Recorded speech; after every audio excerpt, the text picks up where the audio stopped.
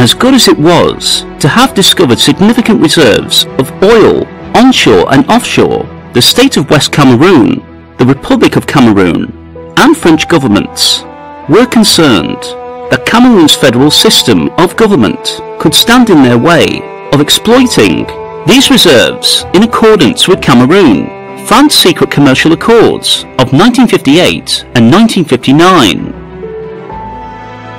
As a condition to granting independence to the Republic of Cameroon in January 1960, France had entered into secret accords with Ahidjo that gave France priority rights of exploration and exploitation of all subsoil resources, including oil. Pompidou and French Minister of African Affairs Jacques Foccart visited Cameroon in 1971 and started working on a plan to address this potential threat to the French-Cameroon secret accords.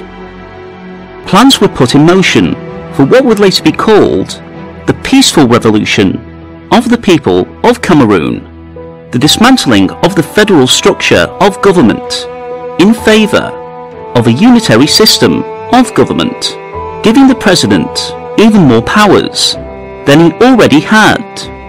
On May 5, 1972, President Ahidjo returned from a short trip to Paris, where he had met with his French legal advisors.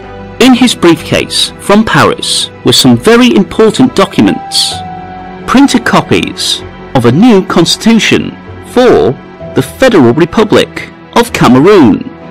He immediately called for an extraordinary session of the Federal Assembly in Yaoundé. However, he quickly focused on the need to address the federal structure of government and the costs it was imposing on the country.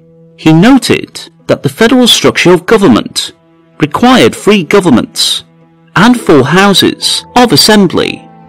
President Ahidjo was referring to the governments and houses of assembly of the federal, west and east state governments, as well as the House of Chiefs in the state of West Cameroon.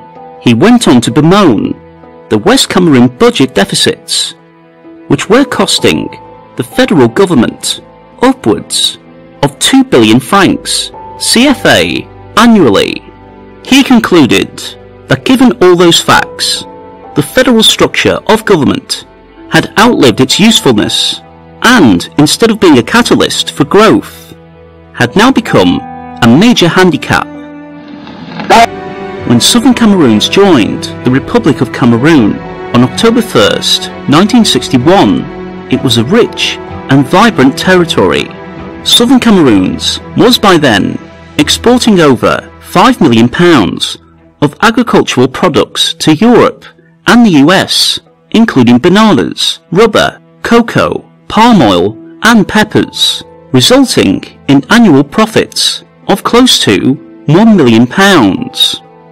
Its profits had enabled the territory to not only develop its infrastructure and provide services to its people, but had also enabled it to subsidise the government of Northern Cameroons for many years, sometimes in excess of £150,000. In 1961, Southern Cameroons was richer than the Republic of Cameroon on a per capita basis, especially considering that Cameroon was heavily dependent on aid from France. So how come Southern Cameroons turned West Cameroon went broke between 1961 and 1972? In this interval, President Ahidjo had deliberately dismantled all West Cameroon's economic and infrastructure companies to make West Cameroon appear to be financially dependent on East Cameroon. Powercam, a hydroelectricity dam at Yoke that previously electrified Southern Cameroons, was closed in favour of getting power from East Cameroon. Cameroon Bank, headquartered in Biya, was one of the strongest banks in the Cameroons, was closed. National Produce Marketing Board, that was responsible for selling all agricultural products from the CDC and all other major plantations through the ports of Tico and Mamfe was closed, resulting in poor pricing of West Cameroon's produce sold through the port of Douala. Tico Airport, the international airport of southern Cameroon's turned West Cameroon, was closed in favour of Douala Airport. Tico and Victoria natural seaports were closed.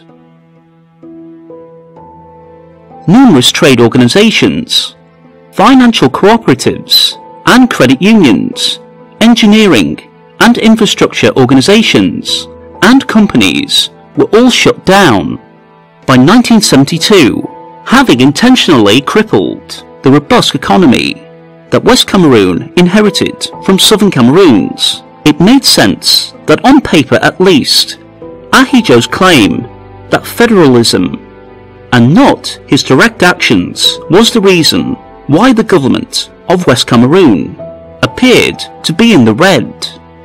Once more, West Cameroon, just like southern Cameroons before it, was being called a poor territory. Ahidjo was simply taking a page out of the United Kingdom's playbook from 1960, when the UK told the United Nations and the nations of the world that southern Cameroon was poor and would not be viable as an independent country. But it should be remembered that the United Kingdom, in its bid to make southern Cameroon join Nigeria and bolster its economic interests, had told Nigeria that southern Cameroon was rich and indeed a treasure trove. Article 47.1 of the Federal Constitution of the Republic of Cameroon stipulated that no amendments could be made that would impair the unity and integrity of the Federation. One could interpret this article to mean that no bill could have been introduced to dissolve the Federation itself, even if the President himself had submitted an amendment to dissolve the Federation. Article 47.3 stipulates that such an amendment should have been voted affirmatively not only in the Federal Assembly but equally by the East and West Cameroon Houses of Assembly. Knowing that he could not have gotten this way with the West Cameroon House of Assembly, President Ahidjo cunningly employed Article 2, which mentions the word referendum as a means to enact changes to the Constitution. However, even if Article 2 could have been stretched to serve as a means to make changes to the Constitution, it did not and could not have overridden the very clear language of Article 47. The legal backdoor that President Ahidjo relied on, therefore, was a law passed on the 10th of November 1969 prescribing the conditions and the procedure of the referendum, but even this law should not and could not have overridden Article 47.3. In the prevailing political climate, where dissidents were locked up without due process, no one dared stand up to President Ahidjo's blatant violation of the federal constitution. At the conclusion of his speech on May 8, 1972, all 10 West Cameroon members of Federal House of Assembly walked out together with Jean-Gu Fontia and gathered at Bernard Fonlong's house in Yaoundé, leaving all 40 French Cameroon members of Parliament in the house. Tension built up rapidly as President Ahidjo rapidly ordered armed troops to surround Bernard Fonlong's house while negotiating with the members of Parliament. After careful reflection, Fonlong advised that they were ill-prepared and outnumbered, and further resistance could have unintended consequences. Bernard Fonlong counselled that they should return to the Assembly and leave the war to be fought by their forebearers. Days before the perilous May 6 speech, the government had raised a false alarm of an imminent invasion into West Cameroon from Nigeria, leading to a massive deployment of troops to major towns across the state of West Cameroon. It was not politically wise or physically safe to hold and express views different from the president, let alone oppose, in words or deeds, any of his plans or actions. It was generally known, but highly concealed, in the dictatorial climate of the time, that there was a groundswell of opposition throughout West Cameroon. Ahidjo's speech on May 6th automatically and unceremoniously disbanded the East and West Cameroon Houses of Assembly as well as the House of Chiefs, none of which ever again formally met. The mutiny was muted and all trace removed from the media.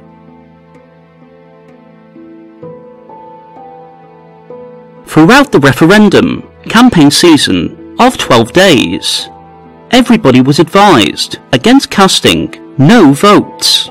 Civil servants were transferred across the national territory to spread Ahidjo's good news, pushing the yes chorus. They sounded a warning note to all government divisions, all local government areas, that producing a single no vote would result in untold reprisals. Although the government has records of having printed no ballots, on May 20th, 1972, voters discovered that only ballot papers bearing the words yes and we were available.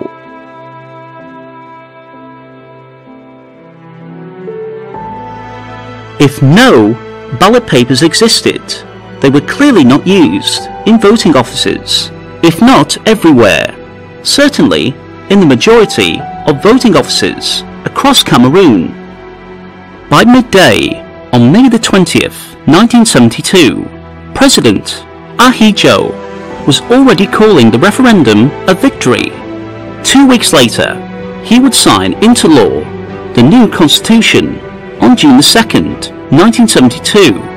That was not written or reviewed by the Federal Assembly, not approved or signed by either the East or West Houses of Assemblies, not signed by the Prime Minister of the federal states of West and East Cameroon. Following the sweeping victory, the population, especially in former West Cameroon, was severely repressed by police forces. Security checks, raids, roadblocks, and police cordons in neighbourhoods increased. Anybody who did not have a voting card in their pocket was arrested. The government and military flexed their muscles to deter any public or even private protests against the illegal dissolution of the Federation, having been denied the option of outright independence by the United Kingdom and having reluctantly participated in the UK and UN sanctioned plebiscite on February the 11th, 1961, resulting in the joining with Cameroon in a federal republic. May the 20th, 1972 is hardly a day of celebration for the people of the former Southern Cameroons.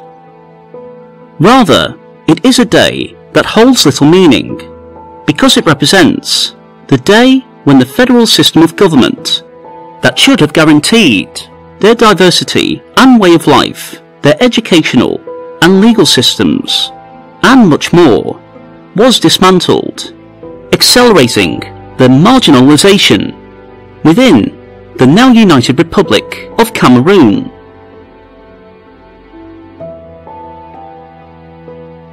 The incompatibility of the France-Cameroon secret accords and the rights of the state of West Cameroon with regard to the allocation of revenues from oil and other resources is at the root of the dismantling of the Federation. If this narrative seems far-fetched, the actions of the government in later years only served to reinforce these arguments. The overthrow of the system of government and a return to the unitary system gave the President all the powers to enforce the secret 1959 Accords with impunity. In later years, an oil refinery would be built in the coastal town of Victoria by Elf, Total, Gulf and Mobil. To downplay the town's British roots, in 1982 the town's name would be changed from Victoria, so called by English missionary Alfred Saker in 1858, to Lean Bay. As a cautionary measure by the unitary government against insurrection by English-speaking locals, the Lean Bay Finery's oil is piped to and stored in Douala, in the French-speaking part of Cameroon, and city taxes from oil exploration and refining are paid not to the town of Lean Bay in English-speaking Cameroon, but rather to the city of Douala. The refinery in Lean Bay is overwhelmingly staffed by Cameroonians from French-speaking Cameroon and the rest from English-speaking Cameroon and other countries. These are revenue-sharing imbalances and hiring practices that would never have occurred under a federal system of government. Today, what was formerly Southern Cameroon's and subsequently West Cameroon produces over 85% of Cameroon's total oil revenue.